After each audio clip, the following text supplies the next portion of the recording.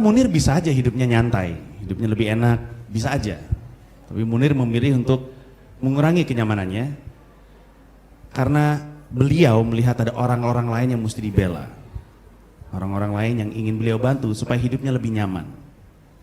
Beliau diambil nyawanya adalah karena satu pemikiran. Selama orang yang jadi dalang pembunuh tersebut tidak ditangkap, ingat saya pikir saya menggunakan kata ditangkap ya, bukan tidak ketahuan, karena sebenarnya kita sih tahu ya. Tapi ya reka-reka aja dulu. Selama orang yang jadi dalang pembunuhan tersebut tidak ditangkap, selama dalang yang membungkam mulut beliau tidak ditangkap, selama itu juga nyawa kita terancam setiap kali kita bicara kebenaran.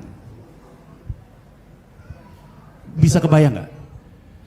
Selama kita nggak tahu nih siapa orang yang benar-benar dibalik semuanya dan menangkap orang itu, sampai hari ini juga setiap kali kita ngomong benar, nyawa kita bisa diambil. Munir adalah orang tahu kebenaran, dekat dengan kebenaran dan bicara kebenaran, nyawanya diambil.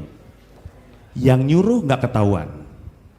Tidakkah aneh rasanya tinggal di sebuah negara yang nyaman ini, tapi ngomong dengan benar masih membuat nyawa kita hilang dan kita tidak bisa berharap pembunuh itu ditangkap.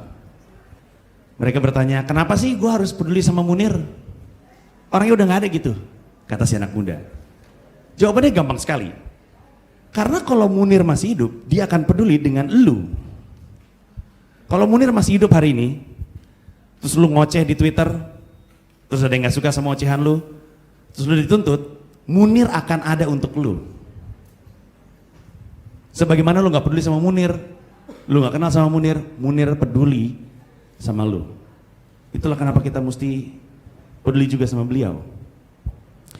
Terus ada lagi anak muda yang bertanya, tapi tahu dari mana Munir orang benar?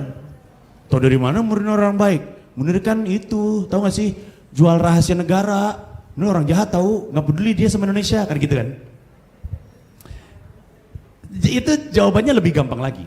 Kalau memang Munir orang jahat, maka harusnya dia ditindak dengan cara yang baik.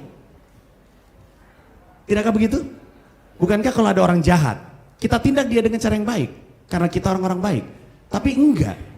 Munir dibunuh, Munir diracun, Munir diambil nyawanya dengan cara yang jahat.